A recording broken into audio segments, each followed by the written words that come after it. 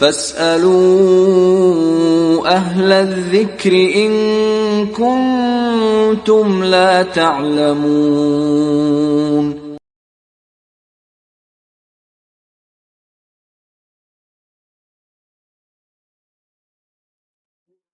السلام علیکم ورحمۃ اللہ وبرکاتہ.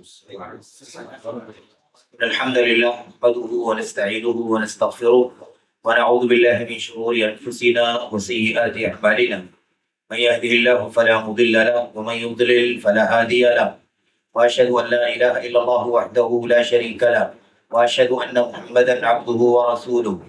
اما بعد فان خير الحديث كتاب الله وخير الهدي هدي محمد صلى الله عليه وسلم شر الأمور محدثاتها وكل محدثة بدعة وكل بدعة ضلالة وكل ضلالة في النار.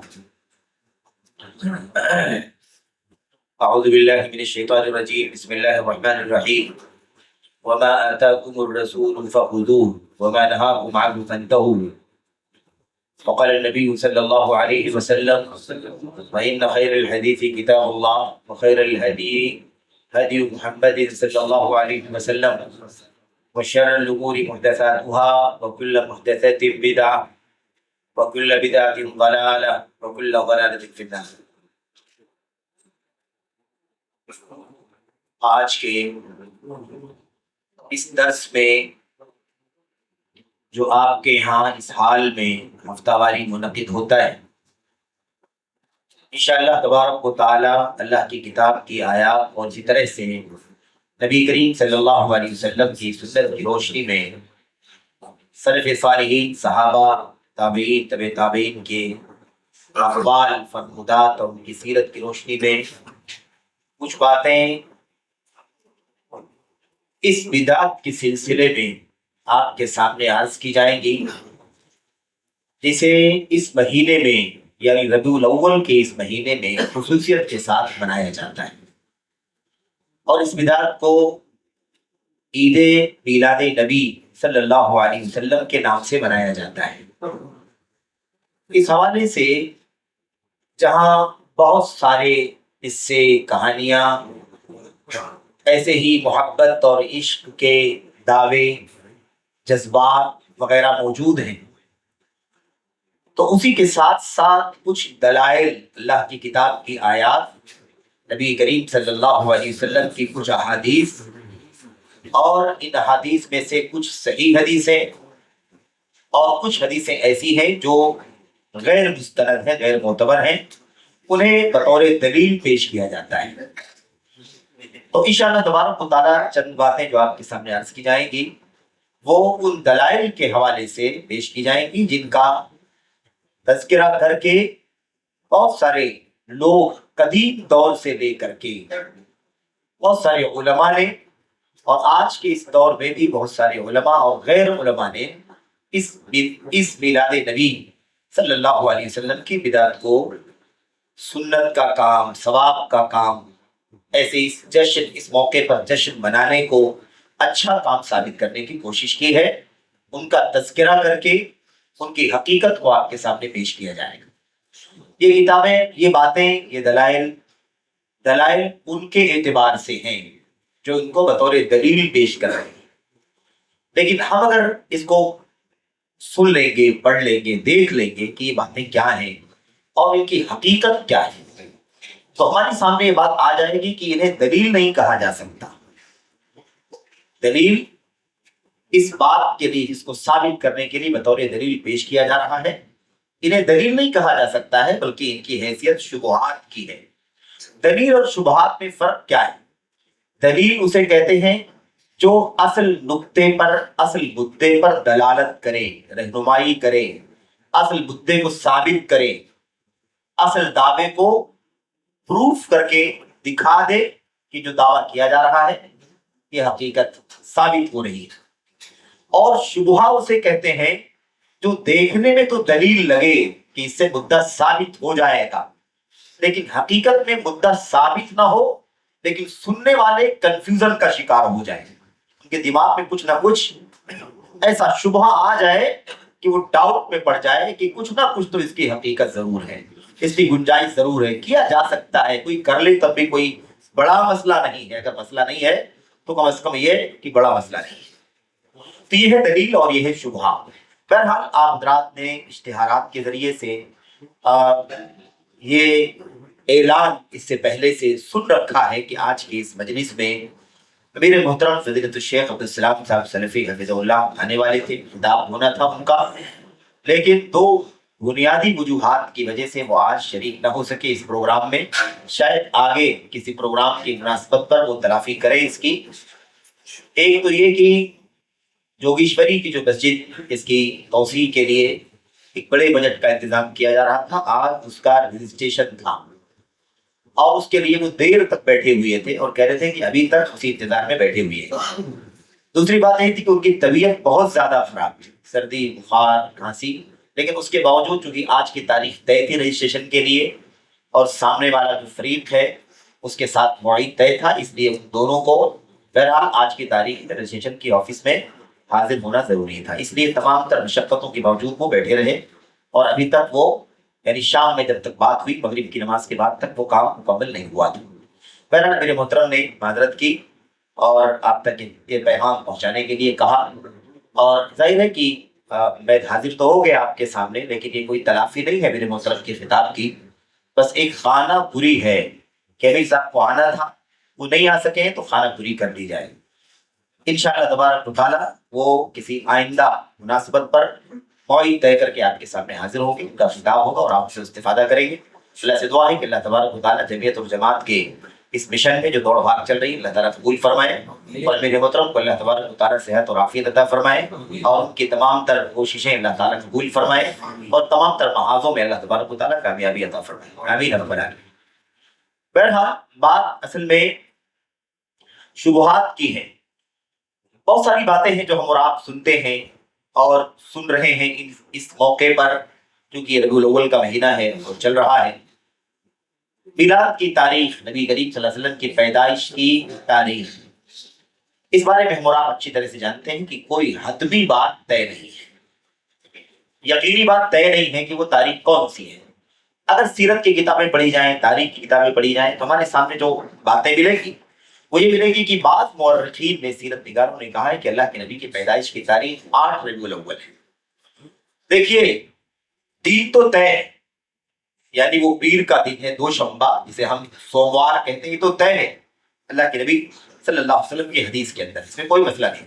ربیع الاول کا مہینہ بھی طے ہے، لیکن تاریخ کی تعیین کے سلسلے میں کوئی حتمی اور یقینی بات موجود نہیں ہے. 8 تاریخ، بعض لوگوں نے 9 تاریخ، بعض لوگوں نے 10 تاریخ، بعض لوگوں نے 12 تاریخ، بعض لوگوں نے 17 تاریخ بھی کہا ہے. یہ کئی ایک اقوال اور ان اقوال میں سے، ان تاریخوں میں سے کوئی تاریخ حتمی طور پر، یقینی طور پر 100% نہیں کہی جا سکتی کہ یہی تاریخ تھی جس میں اللہ کے نبی کی پیدائش ہوئی. ہاں اتنا ضرور ہے کہ قریب ترین قرینہ قیاس یعنی زیادہ غالب اور قریب ترین جو رائے ہے وہ یہ ہے کہ اللہ کے نبی کی پیدائش کی تاریخ 9 ربیع الاول ہے. یہ قریب ترین ہے، یعنی مورخین نے، سیرت نگاروں نے جو تحقیق کر کے ایک اصولی انداز کی تحقیق کر کے جہاں تک وہ پہنچ سکے ہیں، اس کا خلاصہ یہ ہے کہ اللہ کے نبی کی پیدائش 9 ربیع الاول کو ہوئی ہے.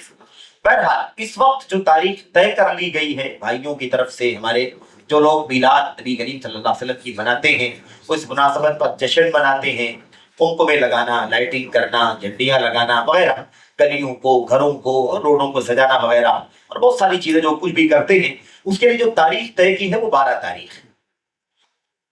کوئی حرج نہیں ہے تھوڑی دیر کے لیے کہ کوئی تاریخ تو ہوگی، وہ کوئی تاریخ تو اللہ کے نبی کی پیدائش کی دائرے کی ہوگی. تھوڑی دیر میں فرض کرتے ہیں کہ 12 ہی اگر ہے وہ، تو سوال یہ پیدا ہوتا ہے کہ اللہ کے نبی کی وفات کی تاریخ کیا ہے؟ وفات کی تاریخ کیا ہے؟ وہ تو یقینی طور پر 12 تاریخ ہے. پیدائش یقینی نہیں ہے لیکن وفات یقینی ہے کہ 12 تاریخ ہے.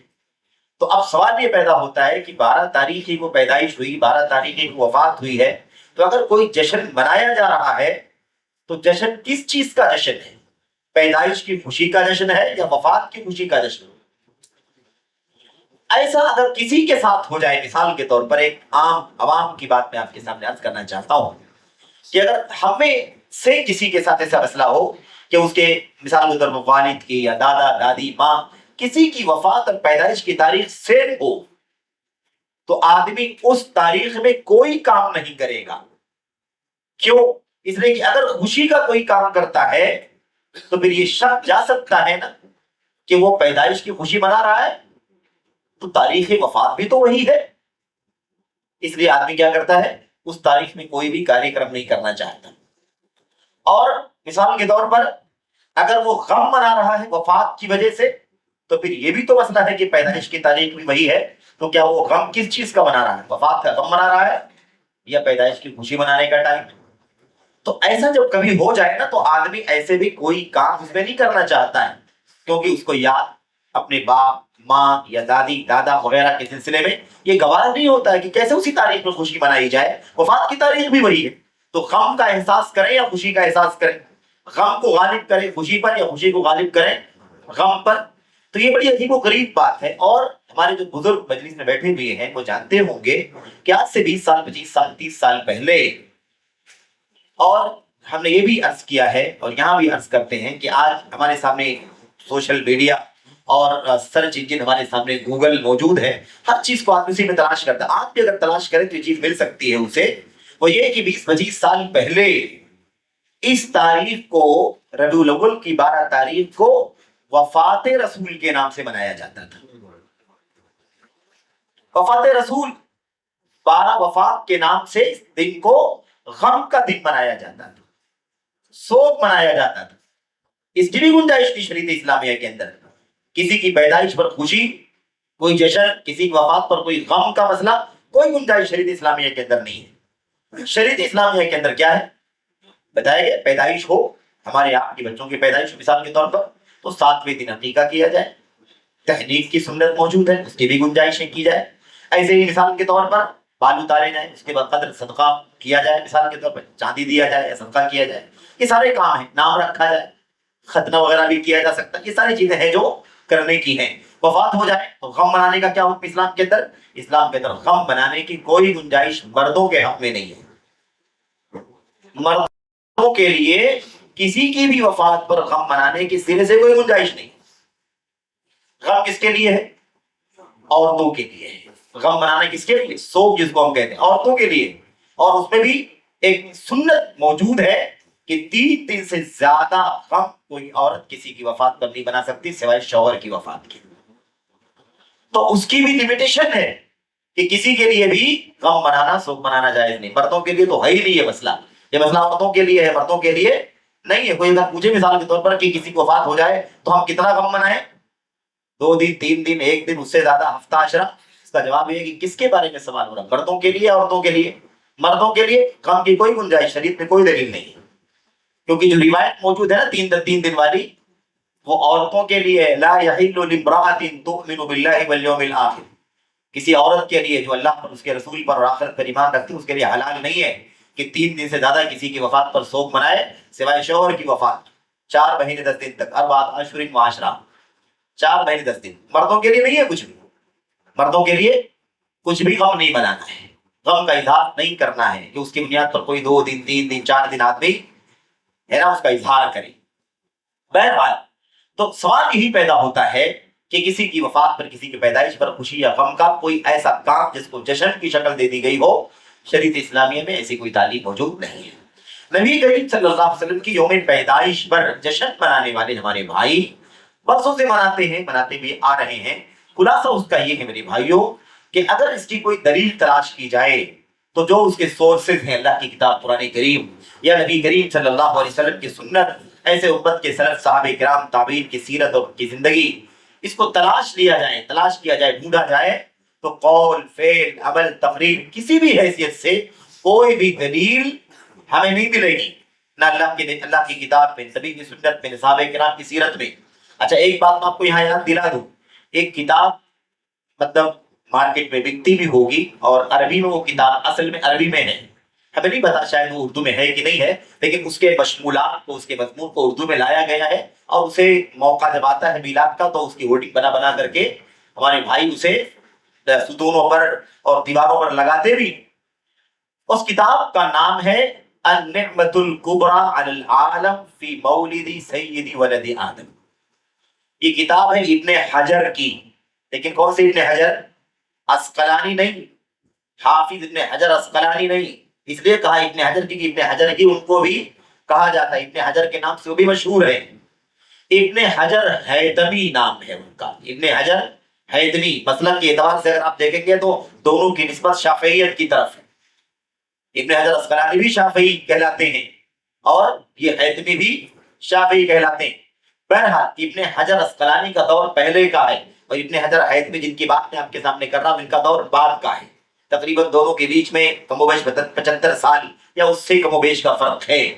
بہرحال تو ابن حجر ہیثمی کی یہ کتاب ہے النعمت الکبریٰ علی العالم فی مولد سید ولد آدم. افسوس کے ساتھ کہنا پڑتا ہے، کتاب اگر آپ اٹھا کر کے دیکھیں تو آپ حیران ہو جائیں گے.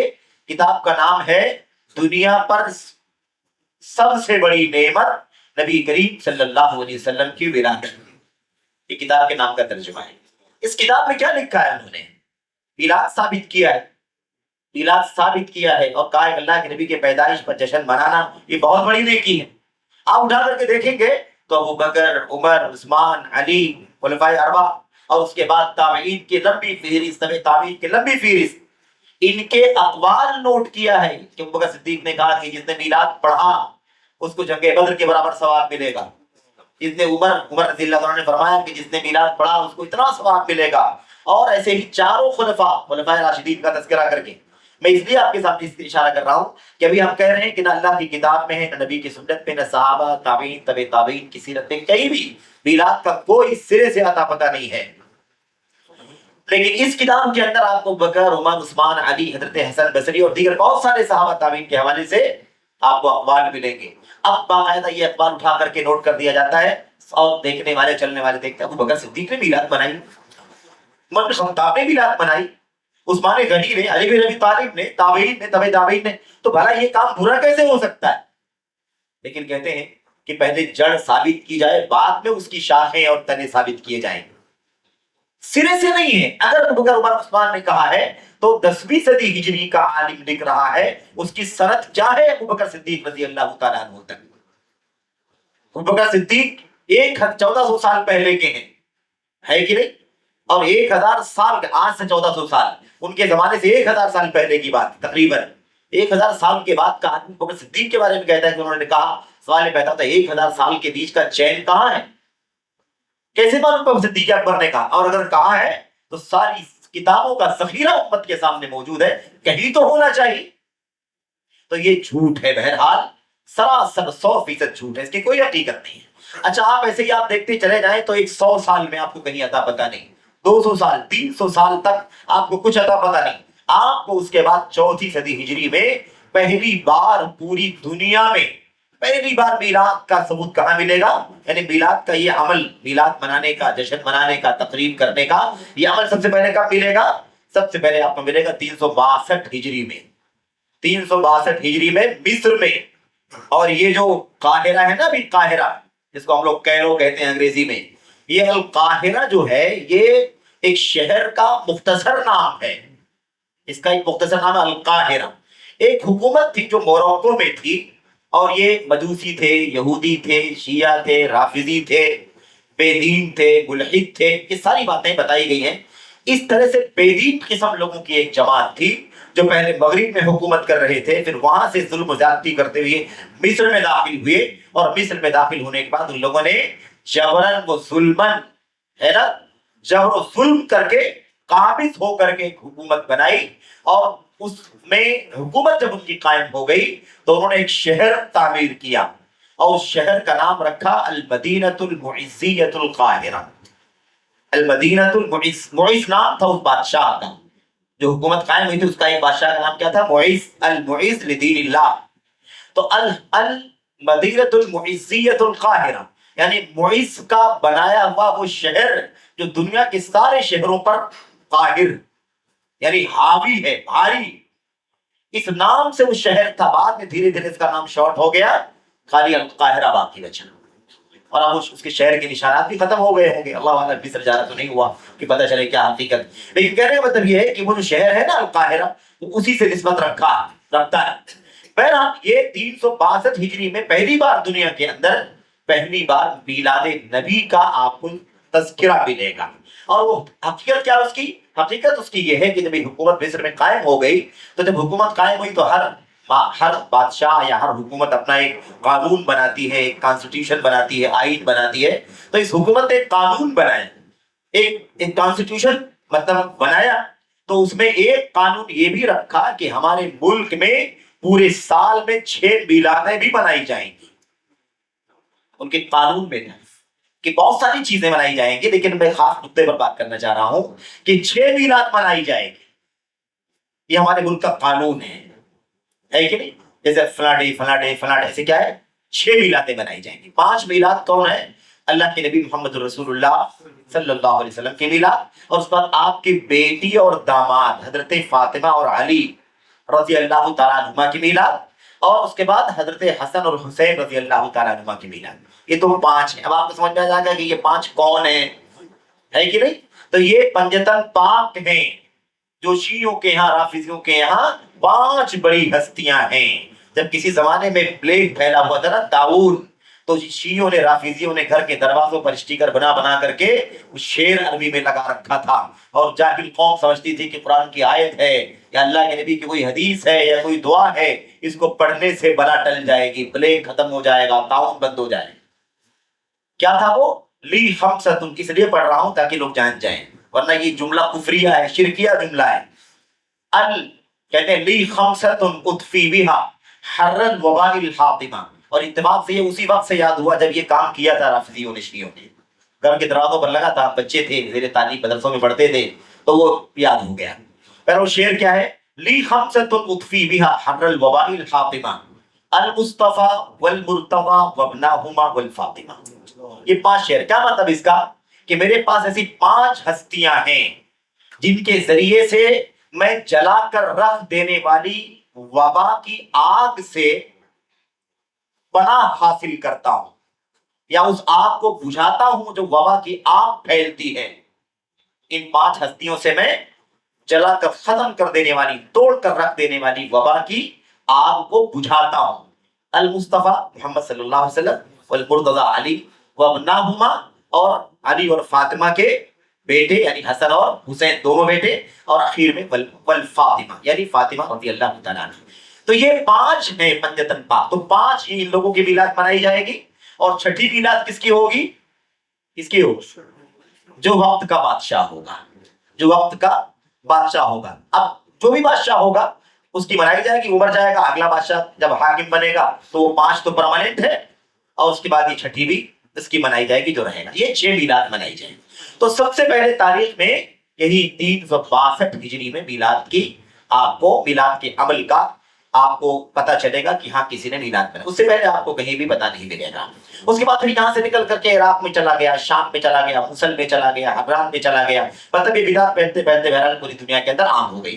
لیکن دھیرے دھیرے بقیہ 5 میلادیں تو ختم ہو گئی، لیکن ایک میلاد، میلاد نبی محمد رسول اللہ صلی اللہ علیہ وسلم کے آج بھی قائم ہے، اور لوگ اس کو منا رہے ہیں. خاص طور پر بر صغیر ہندوستان، پاکستان، بنگلہ دیش، افغانستان اور اطراف و جوانب کے جو ممالک ہیں، وہاں کے لوگ بہرحال آج تک اس بدعت پر بڑی شدت سے قائم ہیں، افسوس کے ساتھ. تو خلاصہ کلام یہ ہے کہ یہ ان کے یہاں اس طرح سے چیز چل رہی ہے.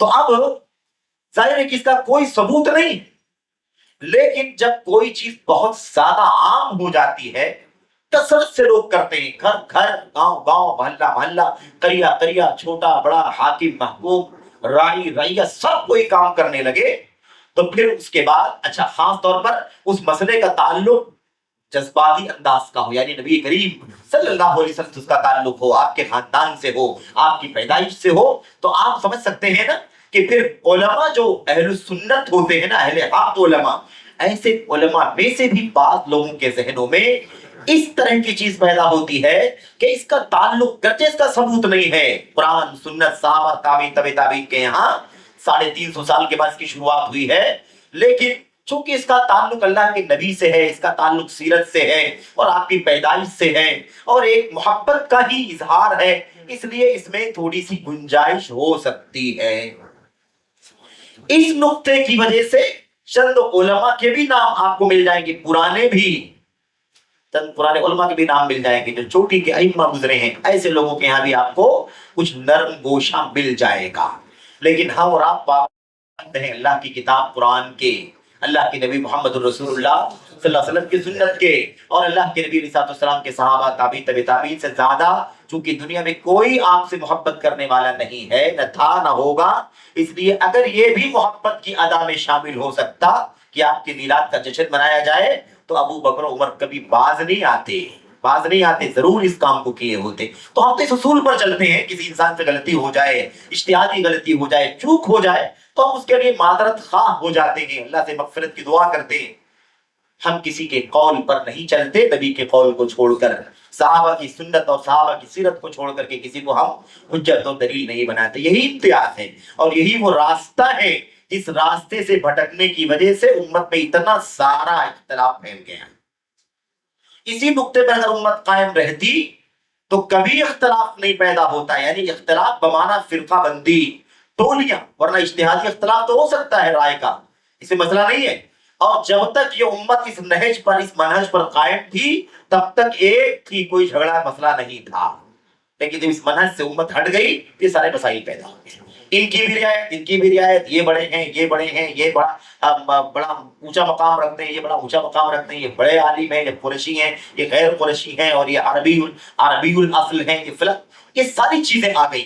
اور پھر اس کے بعد امت کے اندر فرقہ بندی کا ایک سلسلہ چل پڑا. اب تو فرقہ در فرقہ، ٹولی در ٹولی. آپ کو نہیں معلوم ہے، آپ بھی جانتے ہیں نا، میلاد سے نسبت رکھنے والے ہمارے بہت سارے آج کے بھائی جو میلاد مناتے ہیں ان کے یہاں بھی 2-3 پارٹیاں ہو چکی ہیں، ان میں بھی اختلاف ہے. کوئی ڈی جے بجاؤ، کوئی کہتا ہے ڈی جے نہ بجاؤ، کوئی کہتا ہے کہ ڈی جے کے بغیر کون سا میلاد منائیں گے.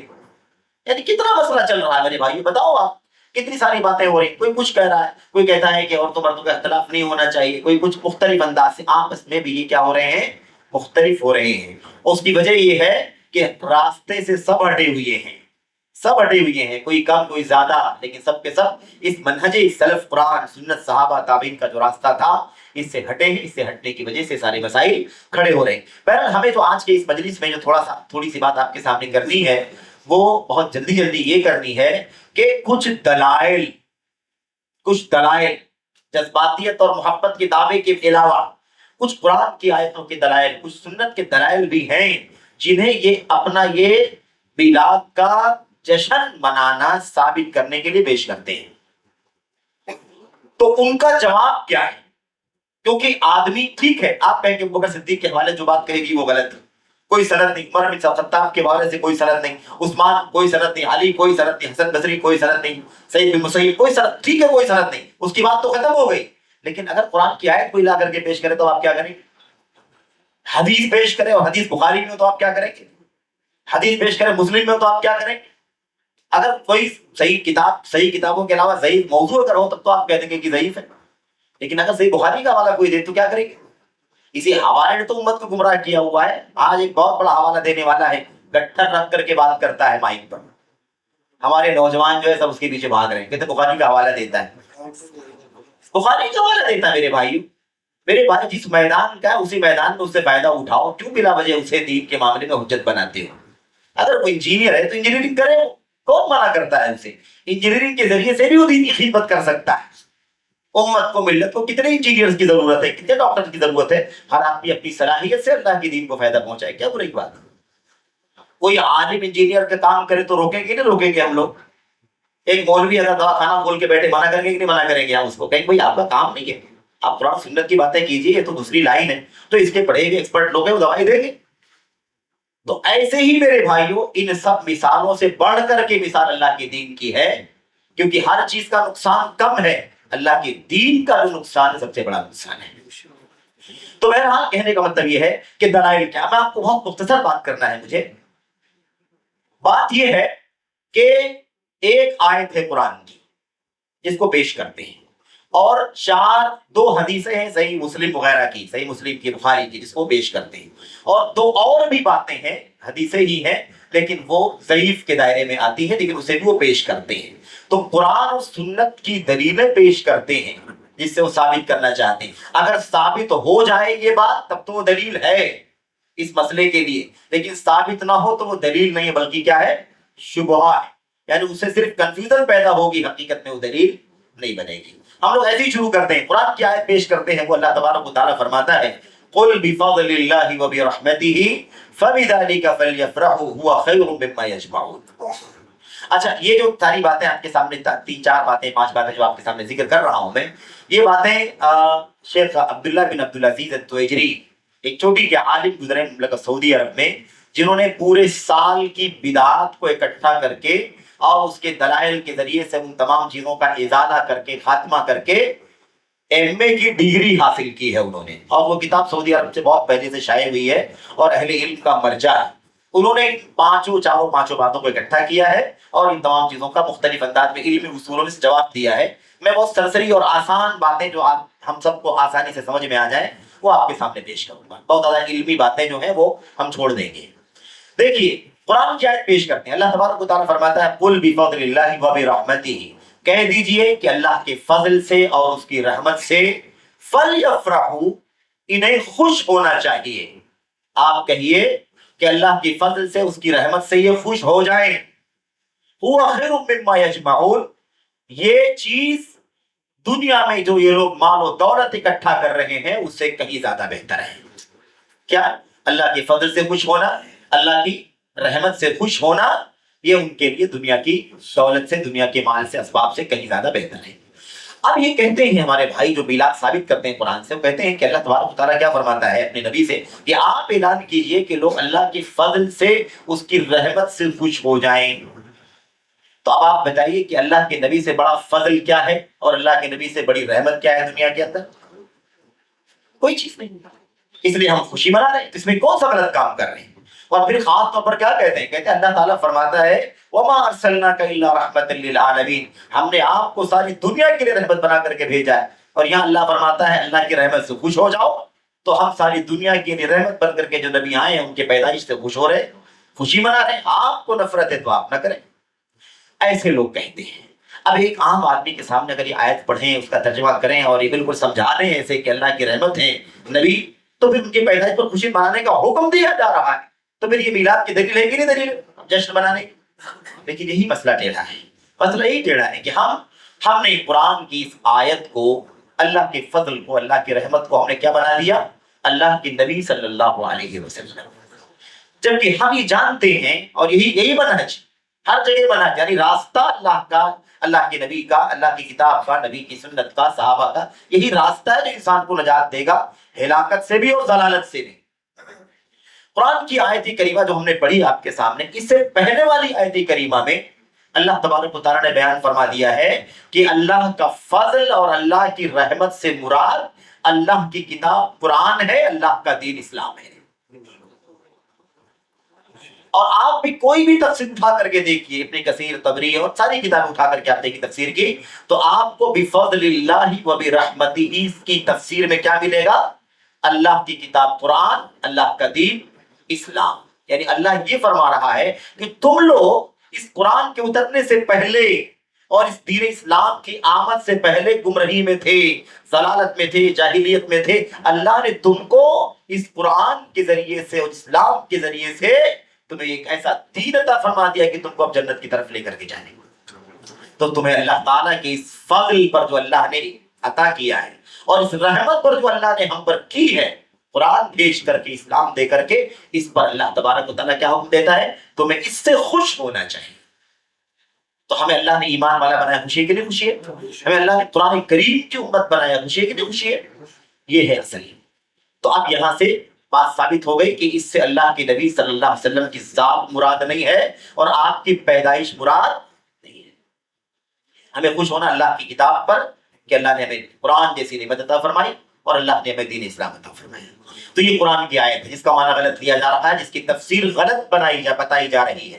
یہ تفسیر نہیں ہے اس کی، کسی بھی کتاب اٹھا کر کے آپ دیکھیں گے آپ کو یہ تفسیر نہیں ملے گی کہ اللہ کی فضل و رحمت سے مراد اللہ کے نبی کی ذات، آپ کی پیدائش ہرگز نہیں۔ اس کے علاوہ 2 حدیثیں ہیں جو صحیح مسلم کی ہیں، صحیح بخاری میں بھی ہیں، یہ حدیثیں پیش کرتے ہیں ثابت کرنے کے لیے۔ وہ کیا ہے؟ نمبر 1، ایک حدیث تو یہ پیش کرتے ہیں کہ اللہ کے نبی صلی اللہ علیہ وسلم جب مدینہ تشریف لائے تھے تو آپ نے یہودیوں کو روزہ رکھتے ہوئے دیکھا تھا۔ عاشورہ والی حدیث ہم سب جانتے ہیں، عاشورہ والی حدیث نا، اس میں یہ تھا کہ پوچھا اللہ کے نبی نے کہ ذرا پتہ لگاؤ کہ کیوں روزہ رکھ رہے ہیں عاشورہ کے دن. تو جب پتہ لگایا گیا تو معلوم پڑا کہ کیا ہے، معلوم پڑا کہ روزہ اس لیے رکھتے ہیں کہ ایک خوشی کا موقع ہے، ایک موقع ملا تھا، ایک مناسبت آئی تھی اچھی، اور اس اچھی مناسبت پر خوشی کا اظہار کرنے کے لیے روزہ رکھ رہے ہیں. موسیٰ علیہ السلام کو، ان کی قوم کو فرعون سے اور فرعون کے دربار کے فرعونیوں سے اللہ تبارک و تعالیٰ نے نجات عطا فرمائی تھی. اس خوشی میں حضرت موسیٰ نے اللہ تبارک و تعالیٰ کے شکریہ میں روزہ رکھا تھا.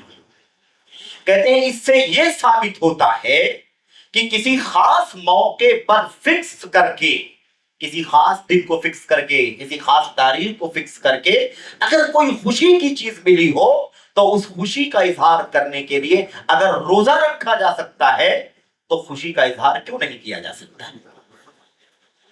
یہ ان کی دلیل ہے. اب سب سے پہلے سوال یہ پیدا ہوتا ہے کہ ہم لوگ جو روزہ عاشورہ کا رکھتے ہیں، کیا اس لیے رکھتے ہیں کہ موسیٰ علیہ السلام کو اور موسیٰ علیہ السلام پر ایمان لانے والوں کو اللہ تبارک و تعالیٰ نے اللہ تبارک و تعالیٰ نے نجات دے دی تھی فرعون سے، اس لیے ہم بھی روزہ رکھتے ہیں؟ کیا ہمارا روزہ اسی لیے ہے؟ بالکل نہیں. اگر ہمارا روزہ اس لیے ہے، اگر آج بھی کوئی اس لیے سے روزہ رکھتا ہے تو شاید اس کے ایمان پر شک کیا جائے گا، یا تو لا علم ہوگا تو ہو سکتا ہے معذور، ورنہ اس کا ایمان مشکوک ہو جائے گا. کیوں؟ اس لیے کہ یہ بات تو عیسیٰ حضرت موسیٰ علیہ السلام سے متعلق ہے. ہم نے روزہ اس لیے رکھا ہے کہ اللہ کے نبی صلی اللہ علیہ وسلم نے روزہ رکھا، آپ نے ہمیں روزہ رکھنے کے لیے کہا، اس لیے ہم نے روزہ رکھنا شروع کیا. اگر حضرت موسیٰ نے شکریہ میں روزہ نہ رکھا ہوتا یا کوئی اور وجہ نہ ہوتی، ہمارے نبی کہتے کہ 10 تاریخ کو روزہ رکھو، محرم کا تو رکھتے کہ نہیں رکھتے ہم لوگ؟ اسی لیے ہم رکھ رہے ہیں. ہمیں اس کے پیچھے سے نہیں لینا دینا ہے کچھ، صرف ہم پس منظر بیان کرتے ہیں کہ واقعہ ہوا کیسے تھا. روزہ اس لیے نہیں رکھتے ہیں کہ موسیٰ نے رکھا تھا، بلکہ اس لیے رکھتے ہیں کہ ہمارے نبی نے رکھا تھا. اور آپ نے فضیلت بیان فرمائی، 1 سال کے گناہ معاف ہوتے ہیں کہ نہیں؟ اللہ کے نبی علیہ السلام. اب سوال یہ پیدا ہوتا ہے کہ کیسے عاشورہ کو دلیل بنا کر کے اللہ کے نبی کی پیدائش پر خوشی اور جشن منایا جا سکتا ہے؟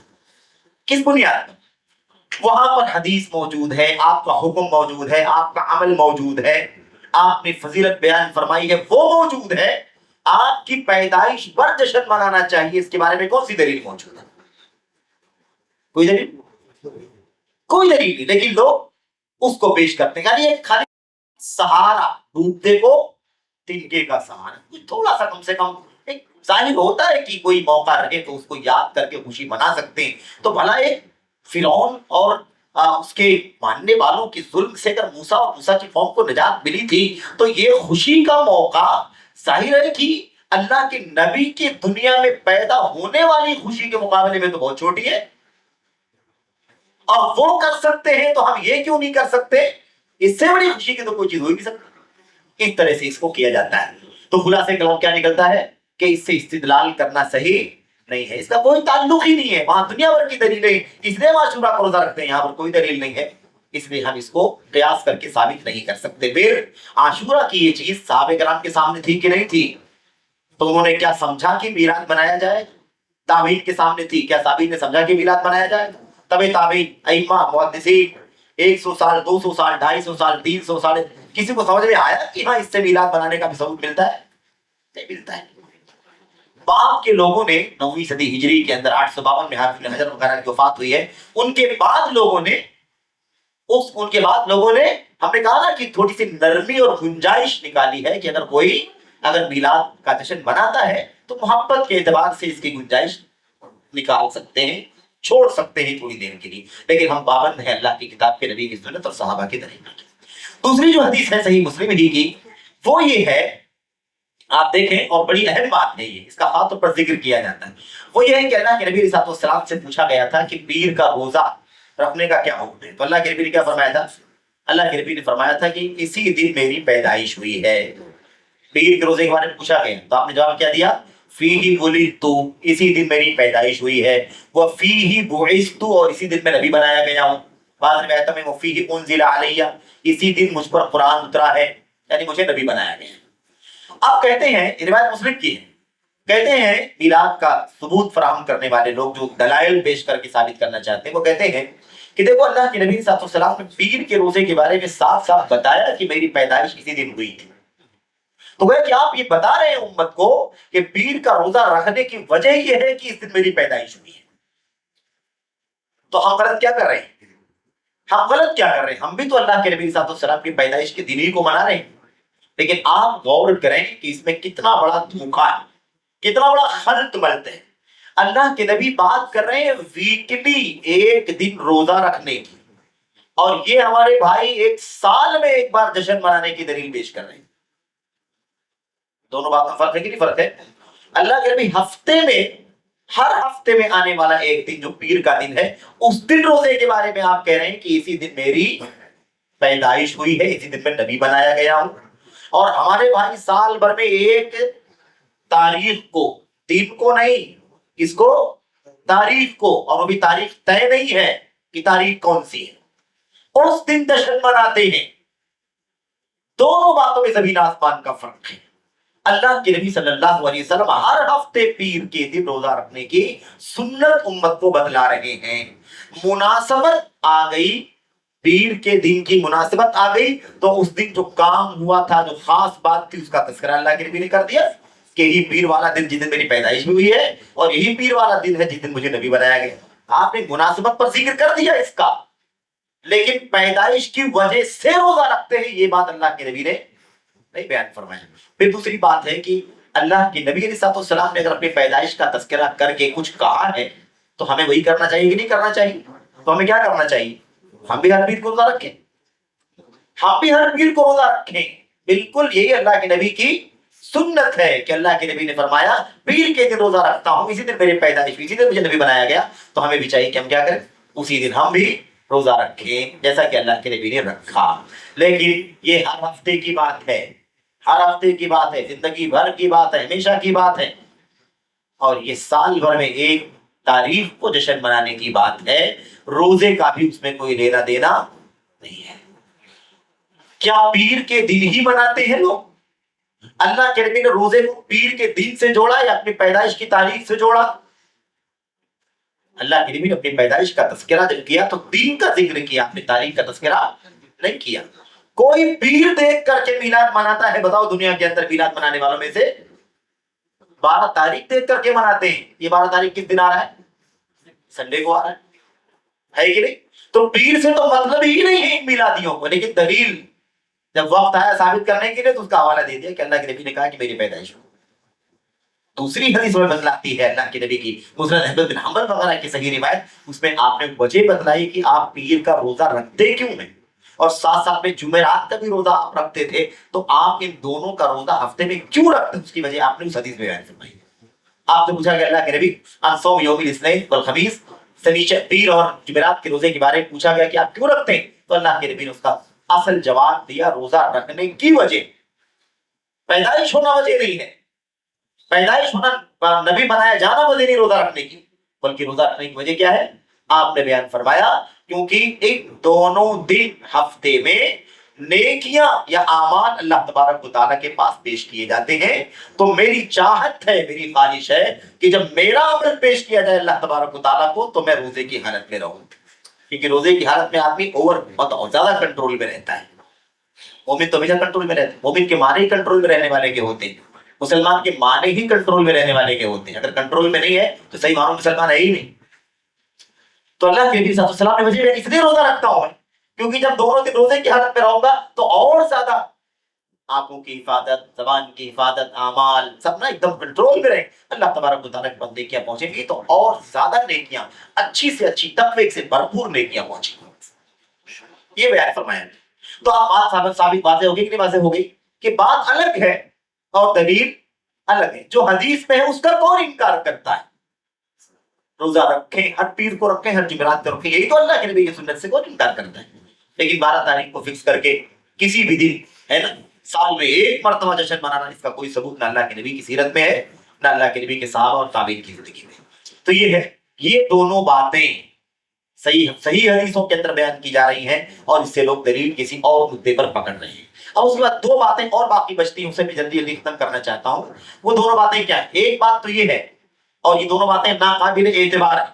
ایک بات اس میں سے یہ ہے کہ بیان کرتے ہیں کہ بیہقی وغیرہ کی روایت کے اندر آتا ہے، بیہقی میں اور ایسی مصنف ابن ابی شیبہ وغیرہ کے اندر روایت آتی ہے، اس میں یہ ہے کہ نبی کریم صلی اللہ علیہ وسلم نے اپنا عقیقہ نبوت کے بعد دوبارہ کیا تھا۔ ایک تو عقیقہ عرب کے رواج کے مطابق آپ کے دادا نے کیا تھا، آپ کا عقیقہ 7ویں دن، جیسے سب لوگ ہر بچے کا ہوتا تھا، اس زمانے میں بھی ہوا تھا، لیکن اس پر اکتفا نہیں کیا اللہ کے نبی نے، بلکہ کیا کیا؟ جب آپ نبی بنا دیے گئے 40 سال کے بعد، تو نبوت کے بعد آپ نے پھر سے عقیقہ کیا۔ تو ٹھیک ہے، اگر یہ ثابت بھی ہو جائے کہ عقیقہ کیا، تو ثابت کیا کرتے ہیں؟ بتانا کیا چاہتے ہیں؟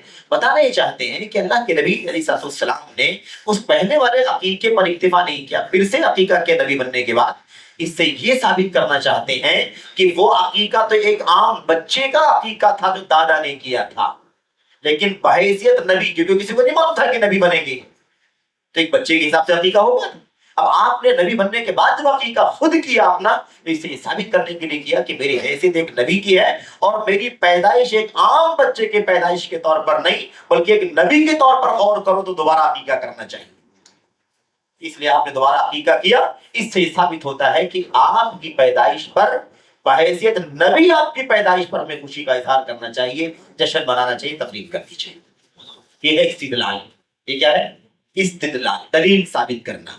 اب یہاں سوال یہ پیدا ہوتا ہے کہ پہلے یہ ثابت ہونا چاہیے، پہلے یہ ثابت تو ہو کہ عقیقہ دوبارہ ہوا ہے کہ نہیں ہوا ہے، اور پھر اس کے بعد اگر ثابت نہیں ہوتا تو بات ہی ختم ہے، اور اگر ثابت ہو جاتا دوبارہ عقیقہ اللہ کے نبی نے فرمایا ہے، تو پھر یہ ثابت کرنا الگ سے ضروری ہوگا کہ اللہ کے نبی نے جب عقیقہ کیا تھا نبوت ملنے کے بعد، تو ہم لوگ اس وقت تھے کہ اللہ کے نبی کے صحابہ آپ کے سامنے تھے، صحابہ، تابعین، نسل در نسل تابعین تک وہ بات آئی، تابعین سے تبع تابعین، اس کے بعد یہاں تک ہم تک پہنچی۔ تو ظاہر ہے کہ اگر عقیقہ آپ نے دوبارہ کیا تھا اور صحیح طور پر ثابت ہے، تو کسی نے اس سے یہ نتیجہ نکالا کہ آپ کی پیدائش کا جشن منانا چاہیے، کسی نے آپ کی پیدائش پر جشن منایا، اور اگر سنت ادا کرنی تھی تو عقیقہ کرنا چاہیے اللہ کے نبی کا ہمیشہ۔ اگر ایسے ہی ماننا ہے تو ایسے ماننا چاہیے کہ نہیں ماننا چاہیے؟ جو چیز بیان کر رہے ہو وہی مانو نا بھائی، دوسری چیز کیوں مانتے ہو، دوسری چیز کیوں نکالتے ہیں؟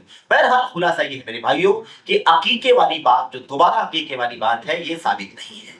اس کی وجہ یہ ہے کہ یہ روایت جو بیان کرنے والا راوی ہے، اس کا نام عبداللہ بن محرر نام کا راوی ہے، اور اس راوی کے ضعیف ہونے پر سارے محدثین کا اجماع ہے۔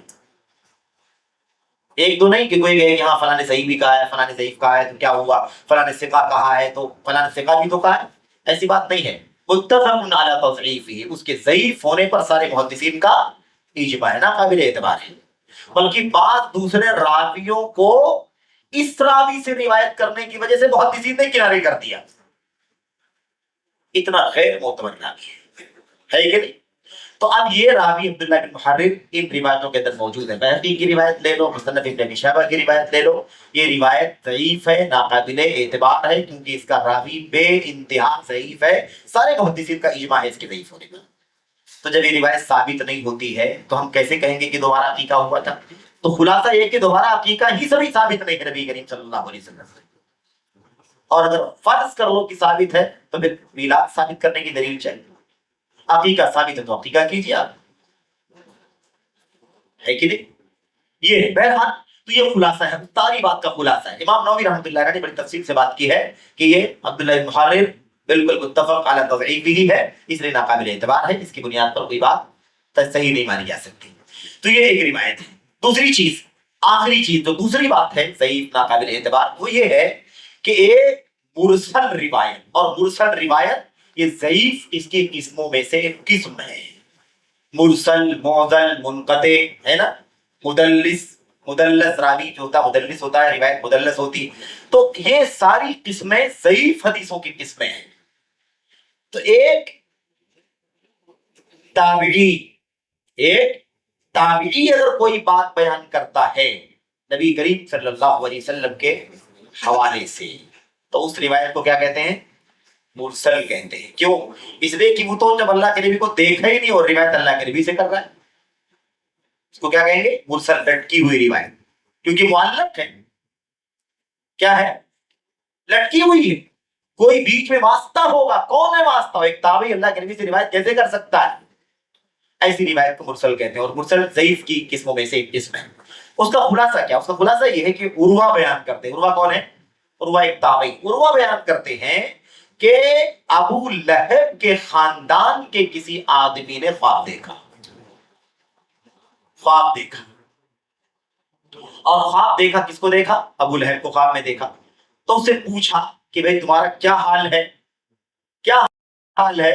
तो उसने क्या कहा? उसने कहा कि बिशर्रिबा, बहुत बुरी हालत है, बहुत बुरी हालत है। बस इतनी सी बात है कि जब पीर का दिन आता है हफ्ते में, मैं जहन्नम में जलाया जाता हूं, बहुत बुरी हालत है मेरी, लेकिन जब पीर का दिन आता है तो मुझे थोड़ी सी ठंडक पहुंचाई जाती है, मामूली सी तरावट मेरी 2 उंगलियों के बीच में, और मैं उसे चूस करके थोड़ी ठंडक हासिल कर लेता हूं। और ये ठंडक मुझे इसलिए मिल रही है क्योंकि पीर के दिन जब मेरे भतीजे मोहम्मद की पैदाइश हुई थी सल्लल्लाहु अलैहि वसल्लम, तो मैं उस खुशखबरी को सुन करके अपनी लौंडी सोएबा को मैंने आजाद कर दिया था। अपनी लौंडी सोएबा को आजाद कर दिया था। इस वजह से इसके बदले में, यानी बहुत बड़ी नेकी मैंने किया था, इसके बदले में मुझे पीर वाले दिन थोड़ी सी ठंडक बैन उसबुआइन, 2 उंगलियों के बीच में देती है, फअमुस्सुहु, और मैं उसे चूस करके ठंडक हासिल करता हूं। ये रिवायत है।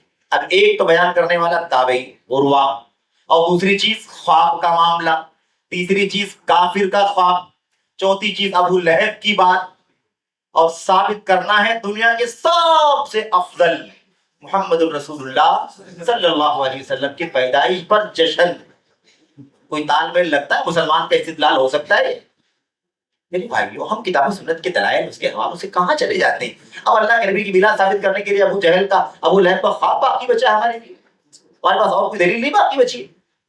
कहते हैं कि जब अबू लहब जैसे काफिर को महज लौंडी के आजाद करने की वजह से पीर के दिन उसको जहन्नम के अंदर ठंडक पहुंचाई जाती है, तो हम मुसलमानों को बताओ कितना बड़ा नेकी का काम करना चाहिए कि हम मिलाद मनाएं, जश्न मनाएं। हमें कितना फजीलत हासिल होगी अगर एक काफिर को इतनी बड़ी फजीलत मिल सकती है। इस तरह इस्तेदलाल करते हैं। मेरे भाइयों, सबसे बड़ी बात तो ये है, और ये सब बातें तफसीली हैं, उसका मौका नहीं है कि ये सब भी यकीनी तौर पर साबित नहीं है कि अबू लहब ने अपनी लौंडी को कब आजाद किया था।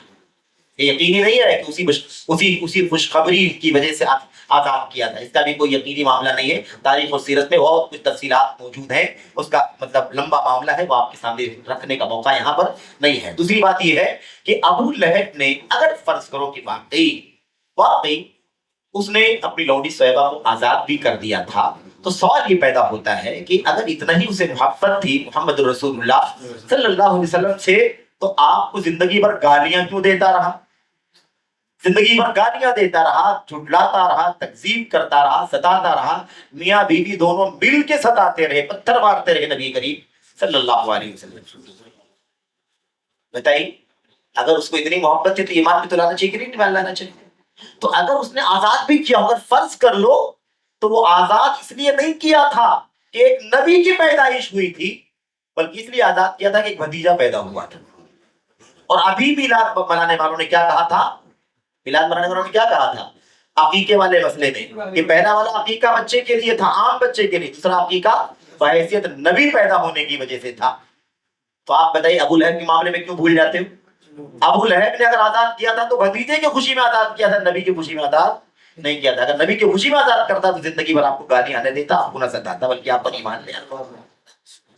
बहरहाल ये चंद बातें थी, बहुत मुख्तसर में मुझे खत्म करके निकलना है, इसलिए हमने जल्दी आपके सामने चंद बातें अर्ज की हैं। अल्लाह से दुआ है कि अल्लाह तबारक व तआला हमें इन बातों को समझने की तौफीक अता फरमाए, और अपने भाइयों को जो भी सर्कल में हमारे है ना दोस्ताने में हैं, उन तमाम भाइयों तक ये बातें पहुंचाने की, उनको समझाने की भी कोशिश करें। और असल में मामला सिर्फ ये नहीं है कि कोई जज्बात का है, या हमें कोई नाराज होकर के घास निकाल करके बात करनी है, या कोई मैदान सर करना है, उन्हें चिट कर देना है, ऐसी बात नहीं है।